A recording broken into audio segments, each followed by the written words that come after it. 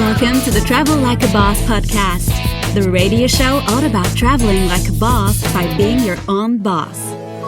Stay tuned for weekly interviews featuring guests that have built their own online businesses. If you would like to have access to our entire back catalog, visit travellikeabosspodcast.com for instant access. And here's your host, Johnny FD. Hey guys, it's Johnny, and welcome to episode 123 of the Travel Like a Boss podcast. I'm here with my very good friend, Chris Lil. Hey guys, how are you doing? Yeah, good. So the last time me and Chris hung out was in Chiang Mai. If you guys want to listen to episode 76, we talked about the perfect plan on moving to Chiang Mai, how kind of Chris moved from Orange County, quit his job, started his online income, and then moved to Chiang Mai after kind of everything was set, kind of the opposite of what I did, which was kind of just go. Where have you been since I last saw you in Chiang Mai? I went back to the States in California for a few weeks, spent a few weeks in Vegas, went to Medellin and Bogota, Colombia for a few months. After that, I went to Spain, Holland, Sweden, and then I came here and met you in Poland. Okay, so let's briefly talk about all those things. First off, biggest difference between Chiang Mai and Colombia? Really, the Spanish prices, I gotta say, are pretty similar, except for the fact that you can't get cheap $1 Thai food everywhere. But as far as rent goes, it's going to be pretty similar. Food prices, pretty similar for Western food. Alcohol is going to be much cheaper in Colombia, and other stuff that you probably can't do in Thailand and Colombia. So if you have a cocaine habit, Colombia is probably better than Chiang Mai, where it's super illegal to do any drugs. So from what I've heard as well, Colombia has a good nomad scene, but it's almost all guys. There are very few female nomads there, very few single female travelers. So really Colombia is like a place where if you're a single guy and you want to go party and drink and do crazy stuff, that Colombia is for you, but not really recommended for single women? I'd say if you're a single female traveler, it'd be a little bit more difficult. Not that it's unsafe by any stretch, or maybe a little bit, but you're going to have more fun in another place, I would guess. And there's, I mean, like, you didn't meet that many, like, just female nomads traveling by themselves there, right? No, maybe one or two. Okay. So, Colombia, I still want to go. I just want to check it out. I don't think it's really for me to live in, unless I wanted to really learn Spanish and, party my ass off. But I think Chiang Mai is still a little bit more laid back for me. But there is a benefit of you being on the U.S. time zone, right? Yeah, it's basically on a central time zone, so it's not even New York time, just 2 hours past LA, which is where we're from. So it's actually really perfect if you have to work on a US time zone. It's perfect. So Europe is kind of good for that because we're closer. So if you need to make a call, you can call the US, I think between 4 p.m. and midnight or something like that, or 6 p.m. and midnight here or something like that. The bad thing is you end up working a lot at night instead of going to dinner, hanging out, going out, right? Yeah, it's the working at night that kills me because, everybody always wants to hang out right around 7 o'clock. You want to go out and have drinks, have dinner with friends, maybe go to the gym or something like that, but you're stuck by yourself working, or I don't know, we don't work in co-working spaces here, but, that's the one sticking point to me. It's much better than Asia, but it's also taught me that I have to have a VA if I was ever going to do this again, because I won't do this without a VA going forward.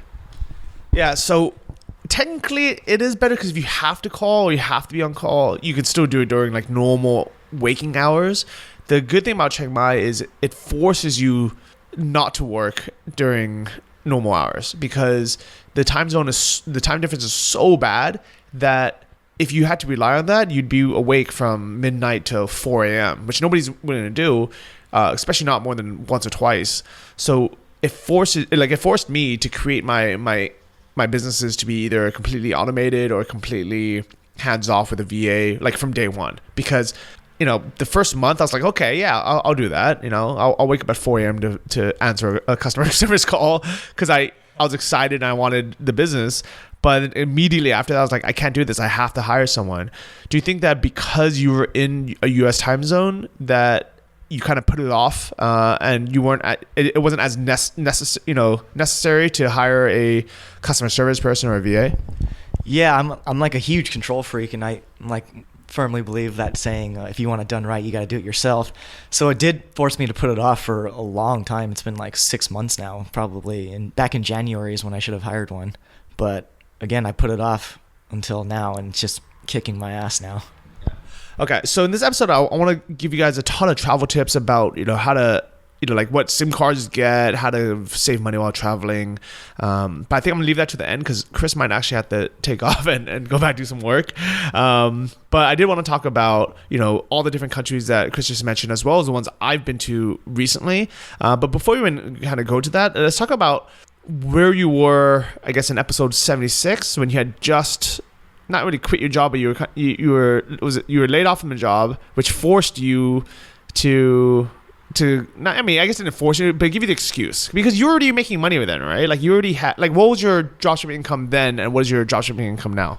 I don't remember quite what it was back then, but it was always a few $100s a month. Just nothing you would really care about if you had like a full-time corporate job.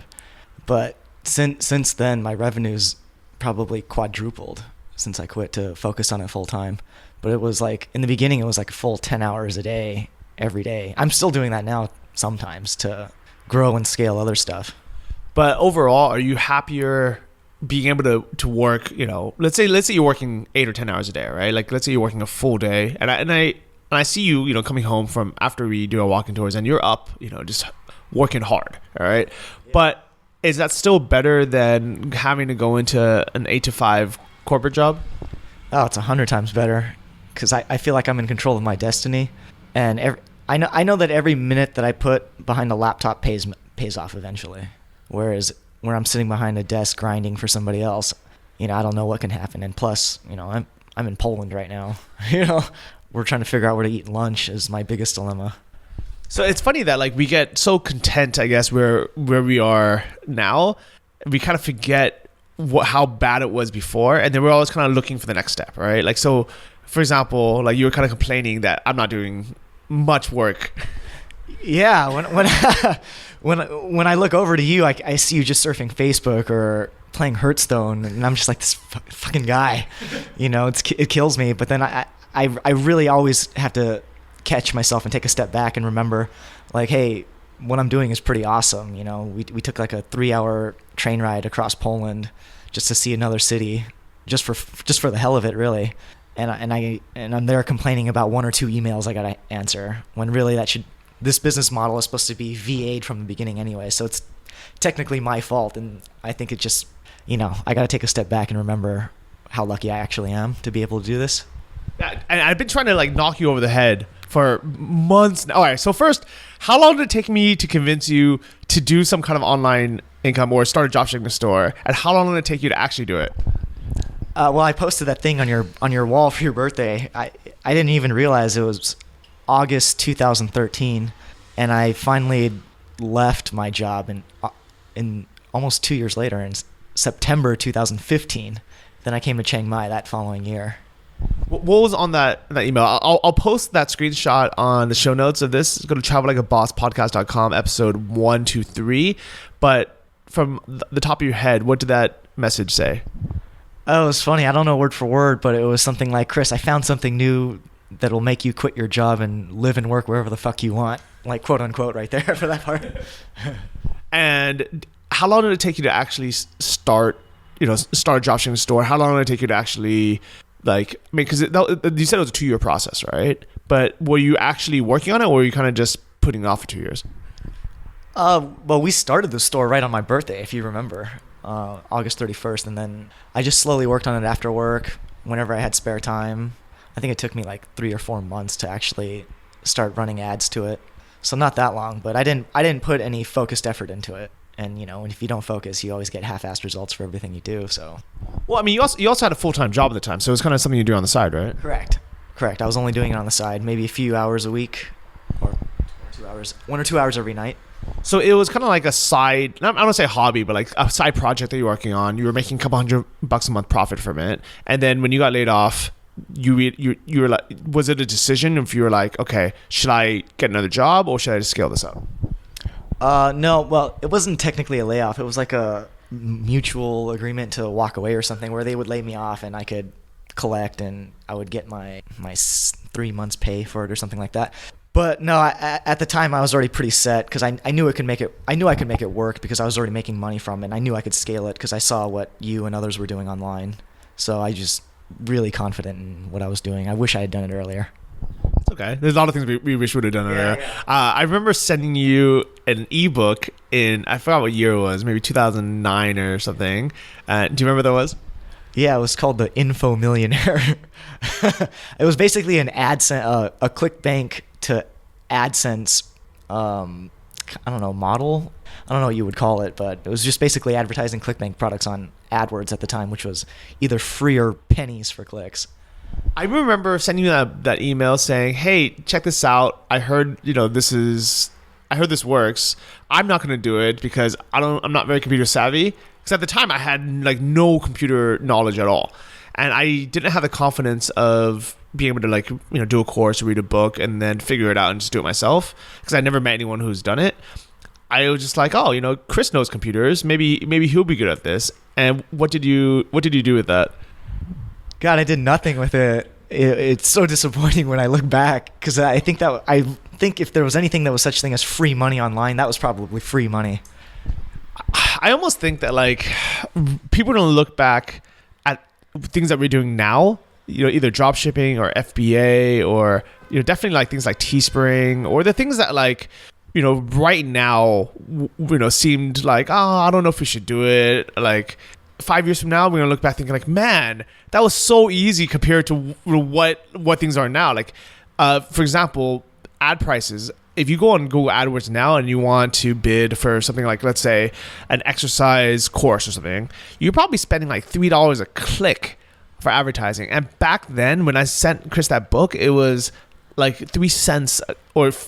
I think AdWords, when they started, it was free just because they wanted to attract customers. They wanted to get people to start using the platform. So it was pennies because nobody else was bidding for it.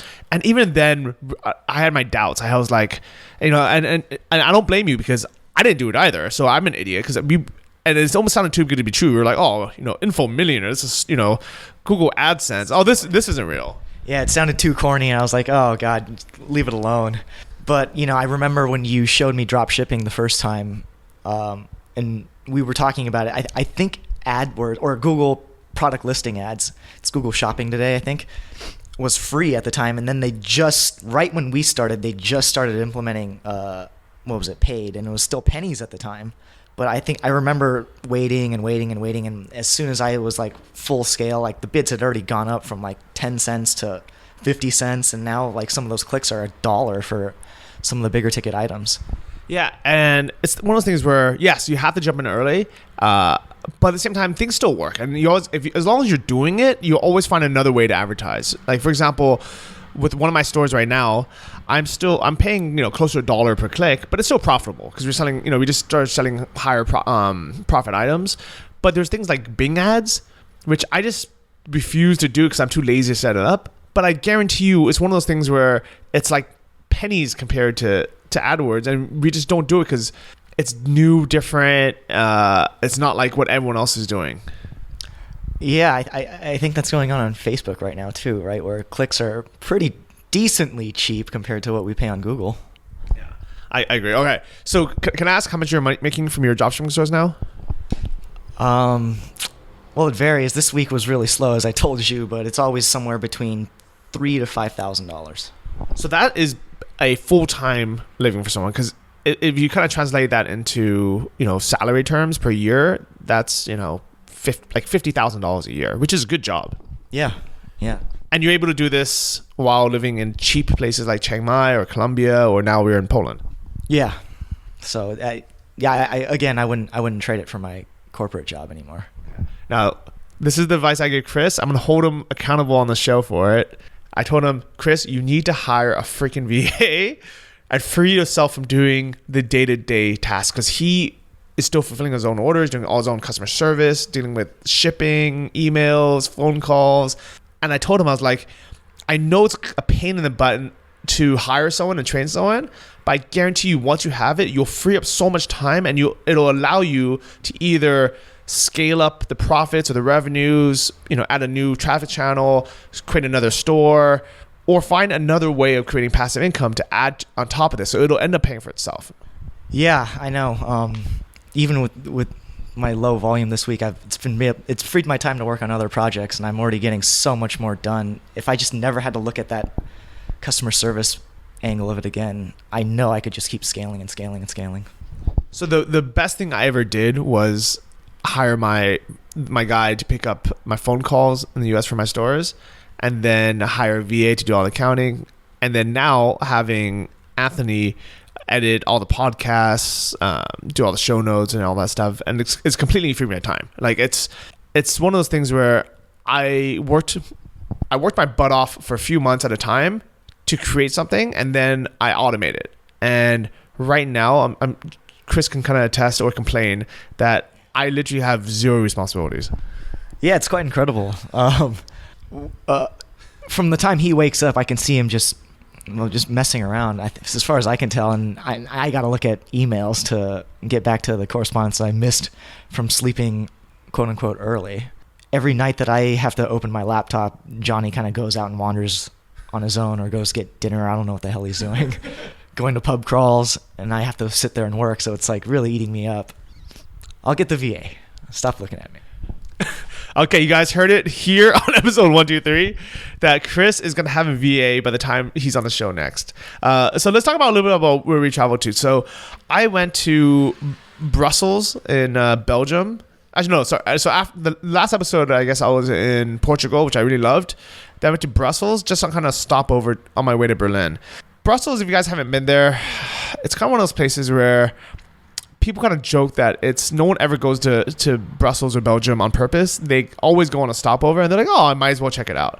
And when you're there, they have really good chocolates, the Belgian chocolates, really good beer, because Belgian beer is amazing, and not that much else to do. I would say the one thing about Brussels that is kind of the most intriguing is this is the most like mixed, like ethnically mixed place I've ever seen in my life. It is the headquarters of the EU, and it is like the future. So if you want to know what the world would be like if every single country had people from everywhere in the world, so from like Africa, Middle East, I guess a little bit of Asia, and then they have French people, they have Dutch people, they have pretty much in Brussels. You look around and you're like, this is like some weird utopian future where it's not any one culture.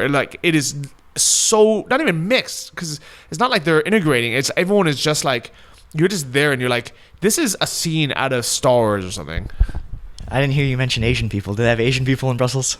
I guess they have some, not that many, but like you'll see Asian people as well. And here's the thing is like nobody is kind of integrating and saying, okay, let's all become Belgian, everyone's like, okay, we're gonna do exactly what we're gonna do back in our home country.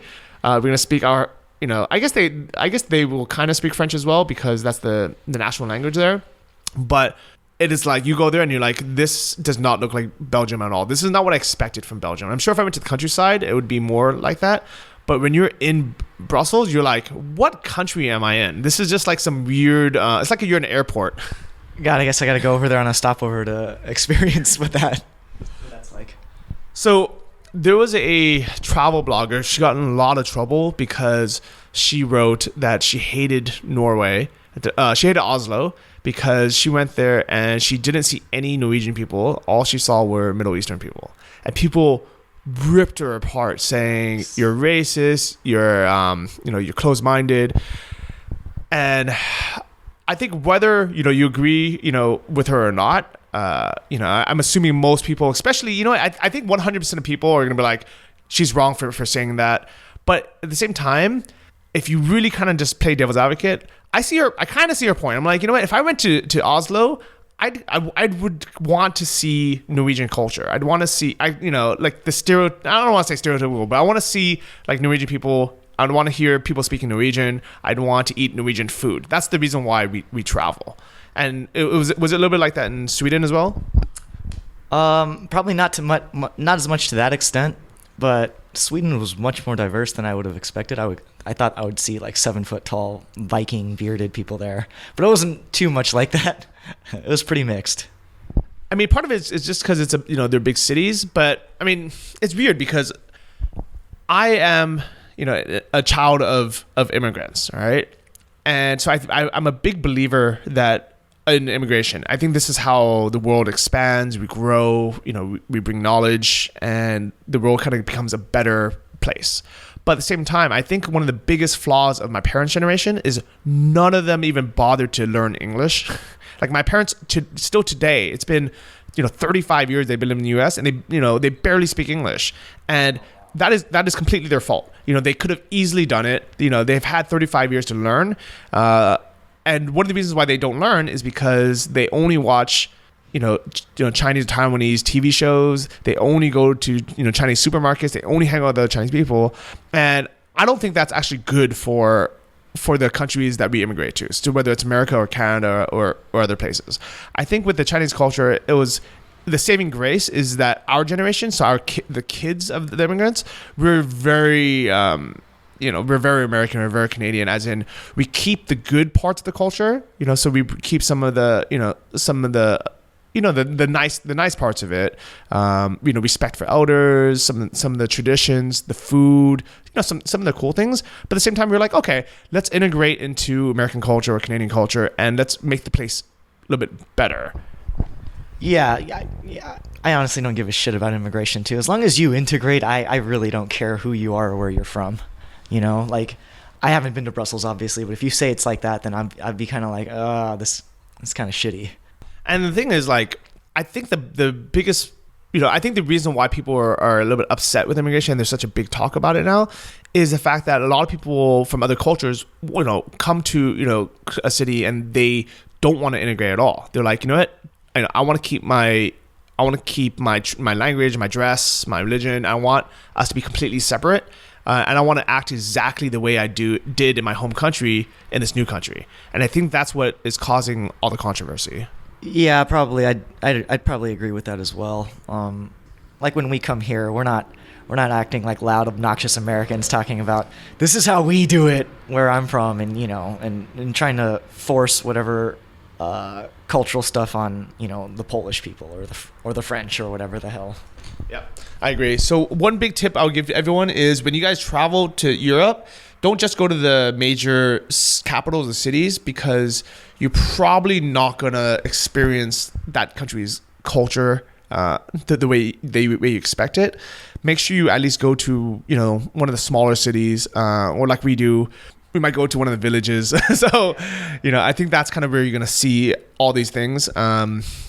So while we're here in Warsaw, we're in Krakow right now. What do you think of Poland as a whole, and how do you like Warsaw or Krakow? I like Poland as a whole in general. People are super nice. There's prevalent English everywhere, so you're not going to get into too much trouble if you can't speak Polish. Prices are really good. Internet's good. Infrastructure here is really good. They have Uber, but we bicycle everywhere because there's not free, but cheap bicycle rentals. If you have it for less than 20 minutes, it's basically a free way of transportation. Rent super cheap. Yeah, I like it. I love it as well. I actually did not expect to like Poland as much as I did. Actually, me and Chris were both kind of joking. We knew it was a joke. Right? We were just kind of messing with our friends. Shout out to Christian and Martha that we met in Chiang Mai. They're Polish, and we would joke that Poland would be what? We thought there would be like wild animals on the streets. Their cell phones wouldn't work, or they had like the big Zach Morris cell phones here. God, what else? Just poverty stricken, but it really wasn't like, we said it was war torn, and it was kind of cool. We took a World War II tour, and then in Warsaw, and there were still bullet holes in some of those buildings. I didn't know the place was leveled to the ground during the war, but like half jokingly, all that other stuff is funny. We were pleasantly surprised at how nice it really was. As soon as both Chris and I stepped off of, I took a night train from Berlin, and Chris took a flight from Sweden. which ironically also went through Berlin. But as soon as he got to the airport and as soon as I got to the train station, we messaged each other saying, hey, there's free Wi-Fi at the train station at the airport. And this place is really nice. Yeah. Right when I stepped off of the plane out of the, what do you call that thing? The, whatever, the gate. My phone immediately connected to Wi-Fi. I was like, oh, thank God, I can call Johnny now at least. But I was like super surprised. Warsaw, and I guess Krakow as well, is beautiful. Infrastructure is good. Things like Wi-Fi here are excellent. I got a prepaid SIM card for $5 that gave me 9 gigabytes of 4G LTE, and it's so reliable, so fast. It's probably better than any country I've been to. Yeah, I think the $5. I think it's the cheapest I've seen of any country I've been to as well, for 9 gigs. Well, they had a 3 gig version for $3 or something like that, and I was like, I'll pay $2 more and just never even like think about it. Yeah, I think we said that we gotta teach the Polish people economics. Okay, so there's a lot of little funny things about Poland that if you wanted to just joke around and be stereotypical.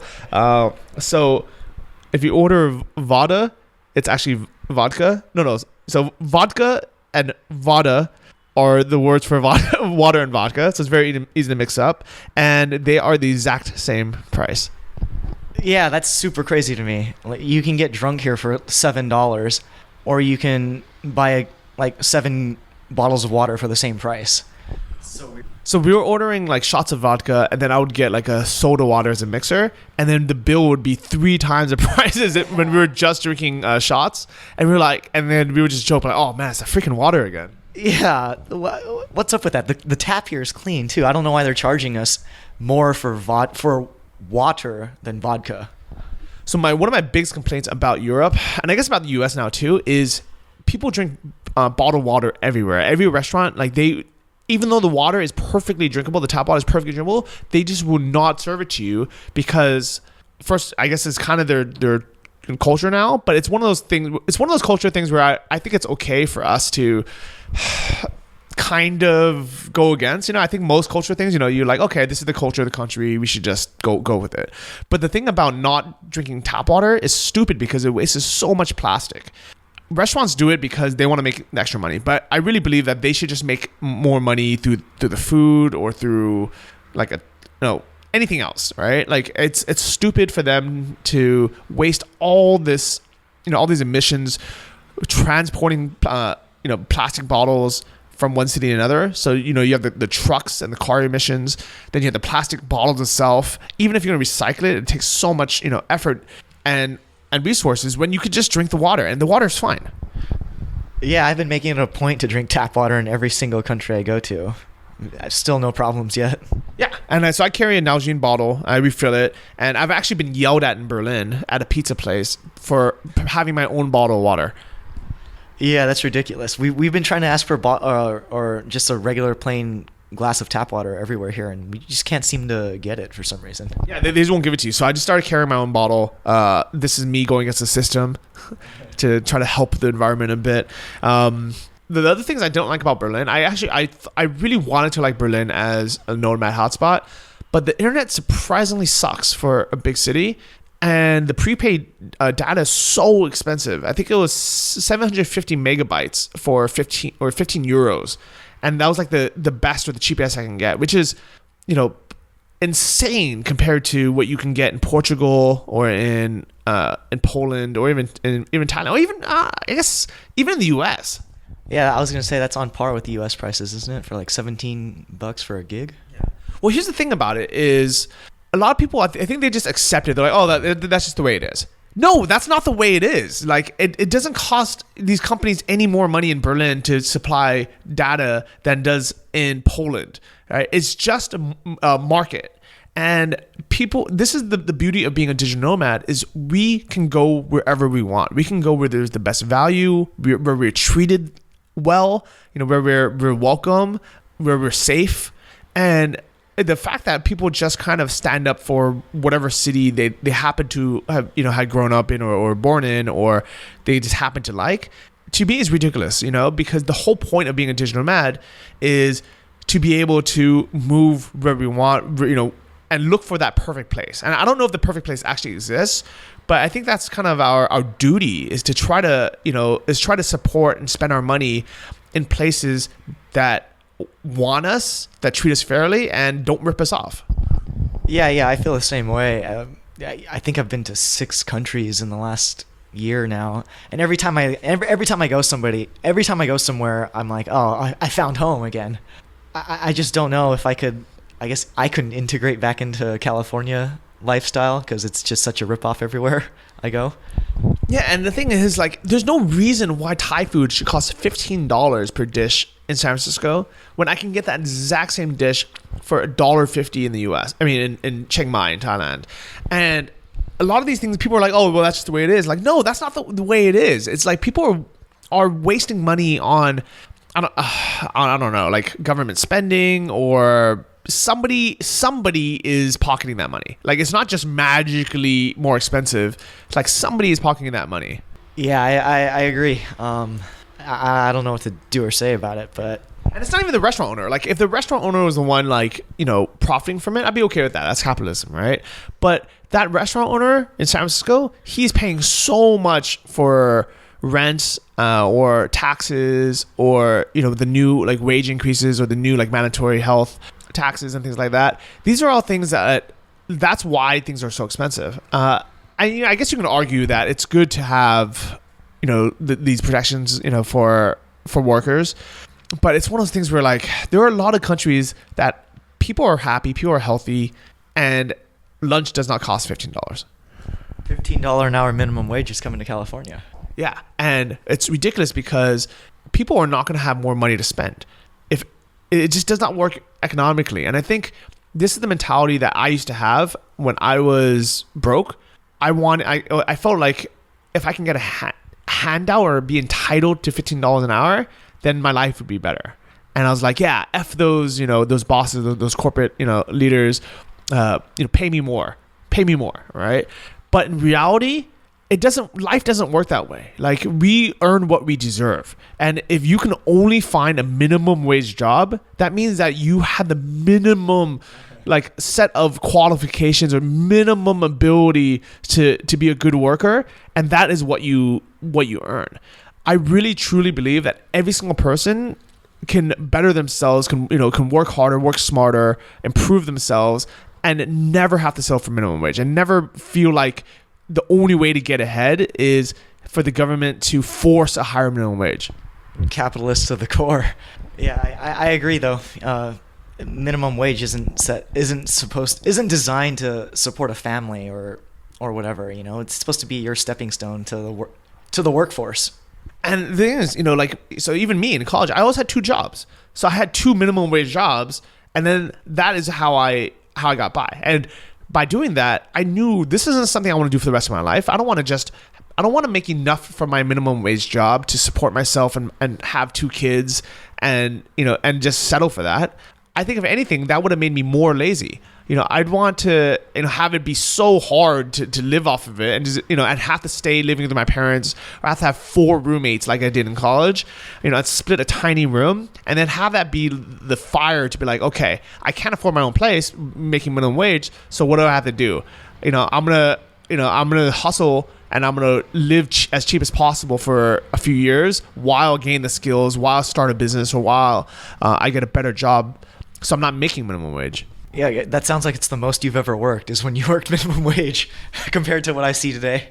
Yeah, and the thing is, I think the reason why I could talk about this is because I've been through that. I've had jobs paying me $4.75 an hour. I've had it where I've had 2 or 3 jobs at the same time, where I was working at an electronics store during the day, going to school in the afternoon, and then running valet parking at night, and just getting $1 or $2 tips. So.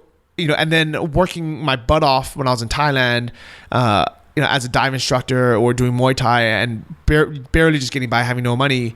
Now, and I used to always be the type to look for the free money or the good deal or the shortcuts. And now, finally, when I realized, okay, you have to work hard, you have to add value in the world, and then you can earn a break.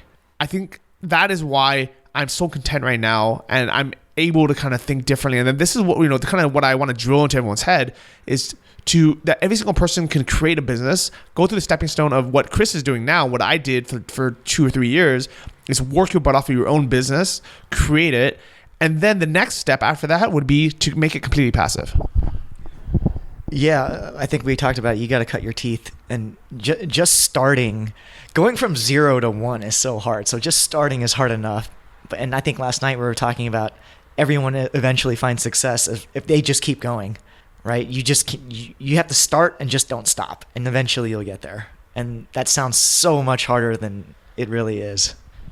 But I really, really believe that every single person, as long as you never stop, even if it takes you 2 or 3 times as long as someone else who might be luckier than you, smarter than you, more fortunate than you, grew up in a different situation than you, picked a different niche than you, whatever it is, I firmly, firmly believe that every single person can be successful as long as you never stop.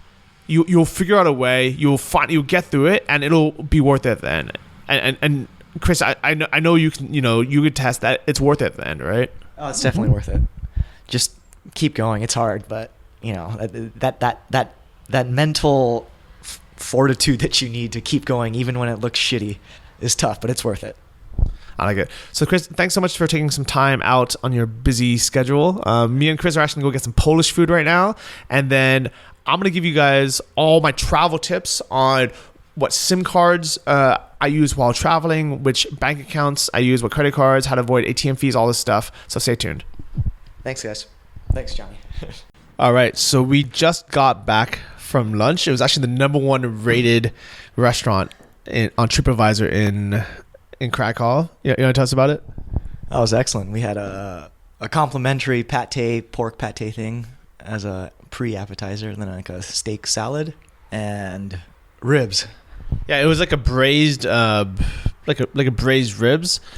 It was amazing. It was like one of the best meals I've had, and in total, and this was like off the dinner menu, we're stuffed. Chris actually came back, had a piece of chocolate, and laid in his bed with one hand in the air so that the chocolate wouldn't get everywhere. And he said, just give me a minute. Yeah, the itis got to me.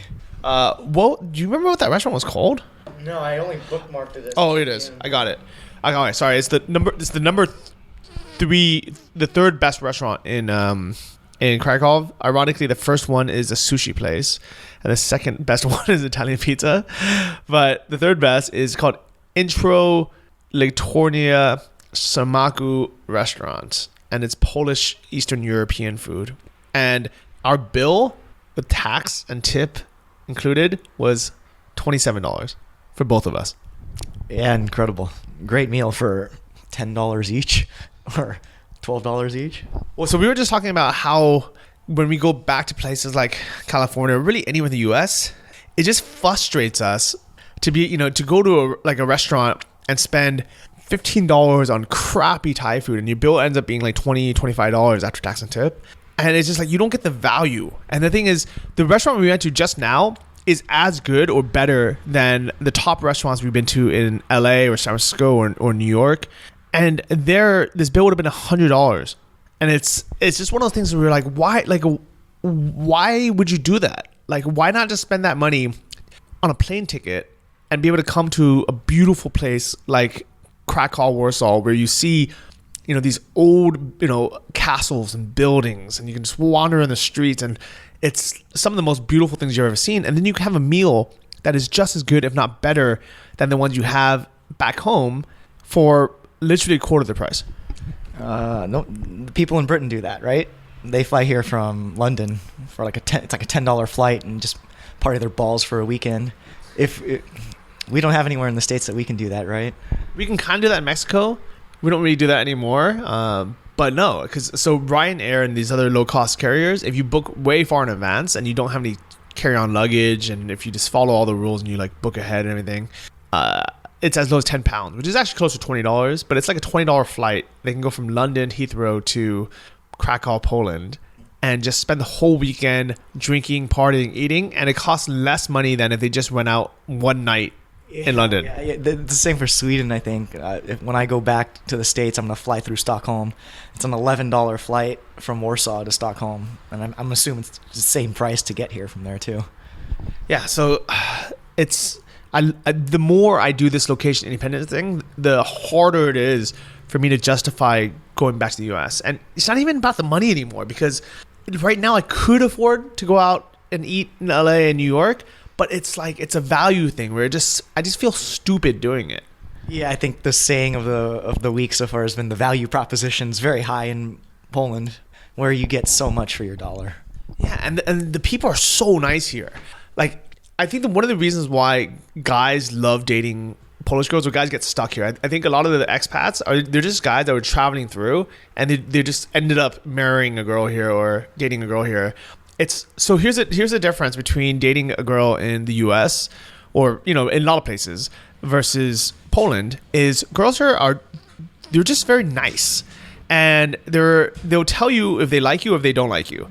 And it sounds like such a ridiculous thing, but I think this is what every guy's like dream is not to be able to be the best pickup artist in the world or have all this game. It's like you can go to a bar and you can go up to a really beautiful girl and offer to buy her a drink. You can say, hi, would you like, can I buy you a drink? And if she's not interested in you or she has a boyfriend, she'll just very politely decline. She'll just be like, oh, thanks for the offer, but, no, thank you, I'm not interested, or I have a boyfriend.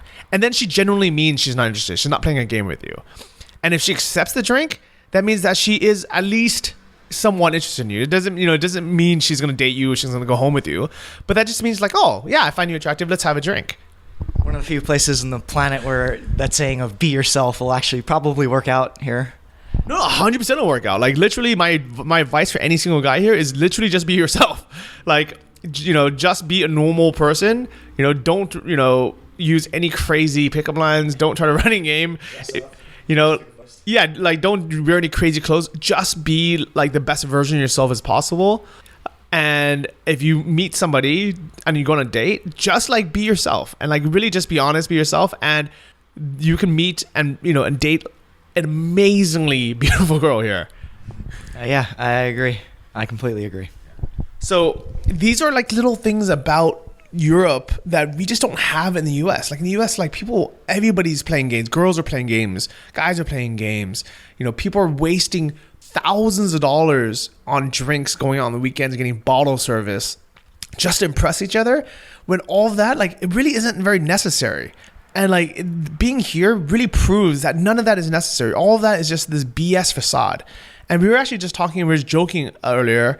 We walked by a place and we were like, I think one of the biggest jokes in the world is day clubs, which is a new thing in places like LA and Las Vegas, where they'll charge $40+ entrance to a day nightclub, I guess, which is really just a swimming pool. And once you get inside, people, all they're doing is wasting tons of money on drinks, like $15 drinks or $300 bottles, and they're just standing around flexing.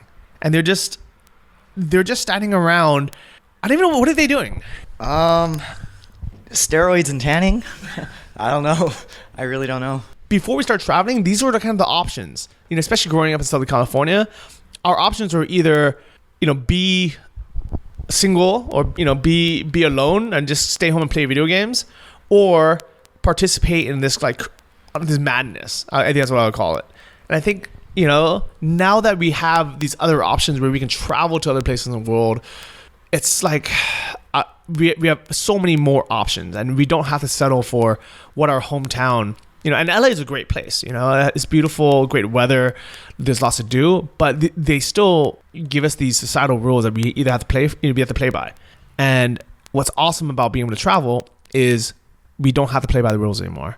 We can go find a place that suits us. So with that, I wanted to give you guys some travel tips.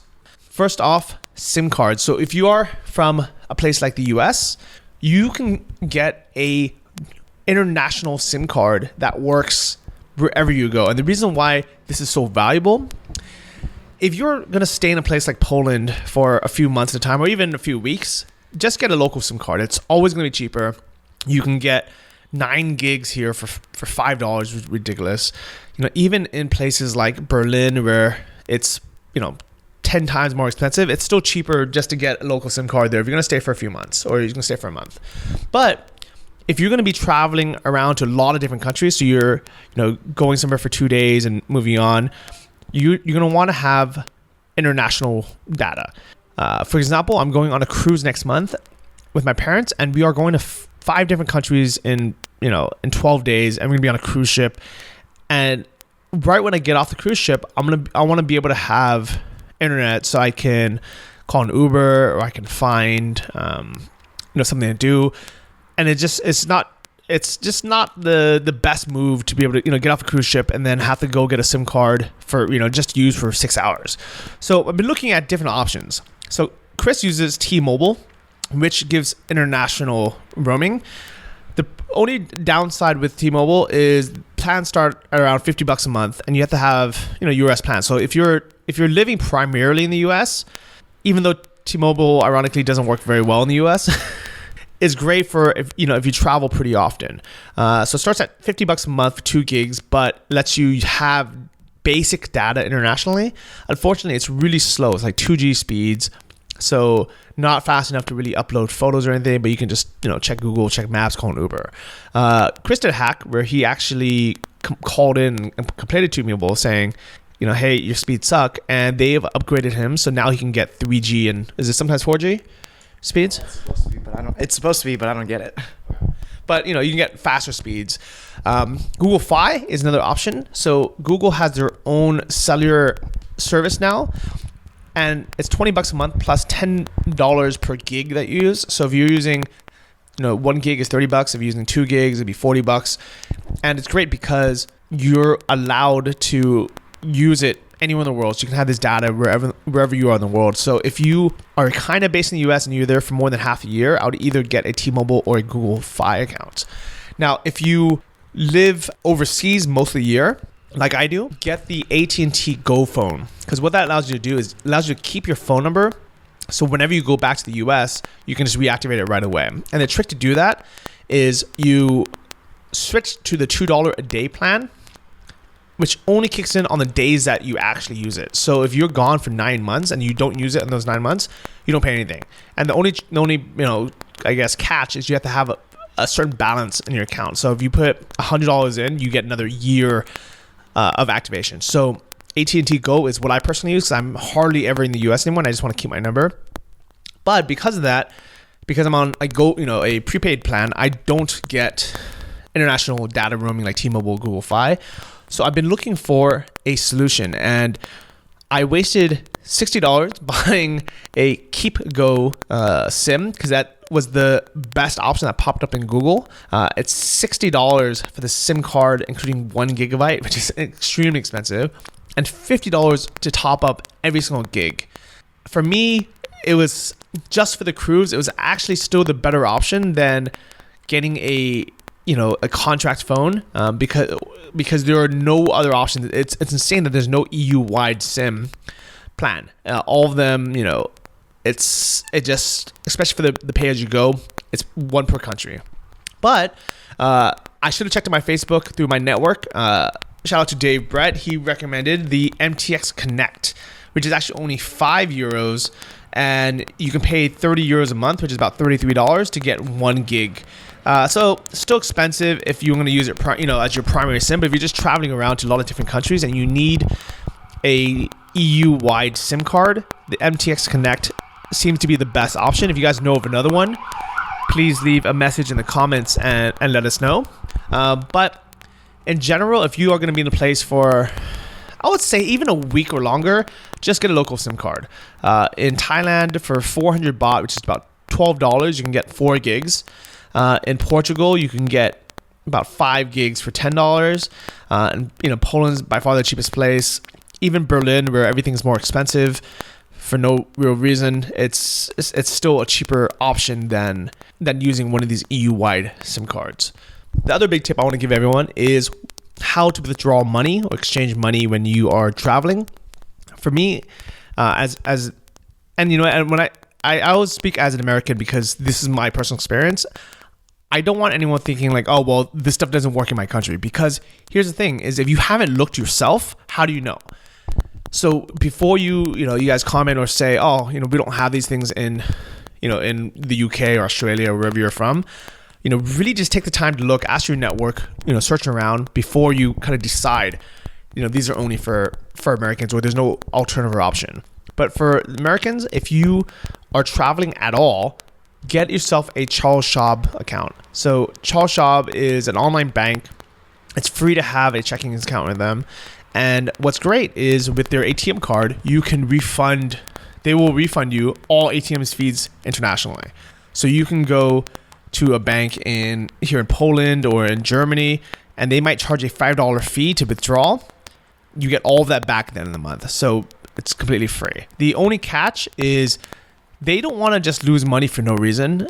I mean, this is one of those things where I think a lot of people have this entitlement mentality where just because that's the policy of a company that, they want to just take advantage of the system, they're gonna close your account after a few months, usually about 6 months, if you just abuse it. So if you're just traveling and you're withdrawing, $40 at a time and you're costing them $5 every time you do that, and you have a very low balance and you don't do anything else in the account, they're going to send you a letter saying, hey, sorry, we have to close your account. They're not going to say because you're a crappy customer, but that's what they mean. So the ways around that are going to be either, make sure you are back in the US every 6 months or so, or buy something online with that card to make it look like you're back in the US every couple months. Second is because your account is connected to a trading account, if you also buy some stocks through them, for example, when I bought my Facebook stocks, I bought it through them, and that way I have a balance in there. That way they're not going to close my account, because if they close my checking account, I might also close my stocks account. So I'm adding value to them in that aspect where I'm also a customer of theirs. And even though I have a high balance in there in both cash as well as with my stocks, I don't abuse the system. So every time I withdraw money, even though it doesn't cost me any money, I know it costs them money. So I don't want to rip them off by pulling out $50 or even $100. I always try to pull out the maximum amount, which is usually 200 or 300 euros. And that way I pull it out less often. I'm costing them less money. And if they manually review my account, or maybe they're their algorithm to do so, they're gonna look at it and be like, okay, this guy is not, wasting money. He's pulling out the maximum amount he can. It ends up costing us hundreds of dollars a year, but he seems like a good customer, so we're gonna keep him on.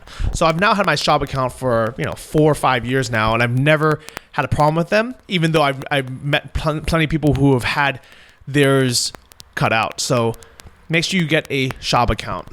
And the last bit of kind of travel tip I want to give everyone is if you have a PayPal account and you're using it overseas, you will get flagged and PayPal will probably freeze your account. I would say the chances of them doing so are close to 100%. It just depends on if they do it right away or if they do it over 6 months or a year. They will eventually pause your account and say, hey, we noticed that there's, irregular activity or suspicious activity, either because you're logging in from different countries, or if you start running a business and you start becoming successful with it, they're going to pause your account saying, hey, it looks like, there's unusual activity. You're starting to send a lot of money in and out of it. This is especially true for people with like a drop shipping store where you're taking payments often through PayPal and you're having thousands of dollars transfer in and out. So the way to get around this is not to use a VPN, because PayPal will flag you because they see that you're on a VPN. The way around it is to make sure all of your information is up to date. So make sure your phone number is up to date and it's something that they can actually reach you at. So make sure it's not your home phone number or your cell phone that's not being forwarded back home in the US or Canada, because if they want to verify, they can't call you on the number you have on file. Make sure all of your IDs are on file, your mailing address, your security questions, because basically the way around this is to wait until they do freeze your account and then just be able to provide all the answers. And that's really the solution. They might start holding a little bit of the cash, but at the same time, I think the reason why people really get locked out for long periods of time, or 3 months, 6 months, is because they cannot provide the security check. So for me, fortunately, I had everything up to date. So when they called me on my other, my phone number I had file, it was being forwarded to my phone, even though I was traveling in Thailand, and I was able to get that. So those are the tips. If you guys enjoyed these, please let me know in in the show notes. This is episode 123 of the Travel Like a Boss podcast, or comment on Facebook. Look for Johnny FD on Facebook. And if you have any questions for Chris, feel free to ask inside the Facebook comments as well, or on this episode, and we'll try to get that to you. If you enjoyed it, let me know if you have any other questions. I'm happy to answer them, and hope to see all of you guys out either in Europe summer or back in Chiang Mai. Peace out. By the way, I want to give a quick shout out to every single one who left a review on the iTunes store worldwide. I know that we don't often have time to go and shout out everyone individually, but I really, really appreciate everyone who has taken the time to share this podcast with your friends, or to leave a review on the iTunes store, no matter where you're from. So big shout out to people like Mikkelsen 1993 from Norway. Entertaining and valuable. Thanks to this podcast, I'm now much better equipped and motivated to succeed in e-commerce and dropshipping. This is worth your time. Trust me. Live Large in Japan, the go-to podcast for nomads. I think I'm listening to every single podcast or close to it. Love the podcast. Keep them coming. BB Star 99 from Canada says, awesome. I've been listening to all these podcasts. They're really awesome. I learned a lot. I'm listening to these podcasts daily. And John Eternal from the USA, Real Talk Business Advice. Thank you, Johnny, for curating guests with applicable advice every week. Your casual conversation approach, real advice that you receive from a successful friend or mentor. Keep it up. This has been invaluable for us on the other side of the world. So keep listening every single week. Keep subscribed. Thanks again for the reviews, and we'll try to give you guys more of a shout out in the weeks coming. Peace out. Thank you for listening to the Travel Like a Boss podcast. If you want to hear more, including the bonus How to Choose the Perfect Niche episode, join our mailing list at travellikeabosspodcast.com. See you next week, and remember, if you want to travel like a boss, you need to be your own boss. So start your online business today and start living the lifestyle you've always dreamed of.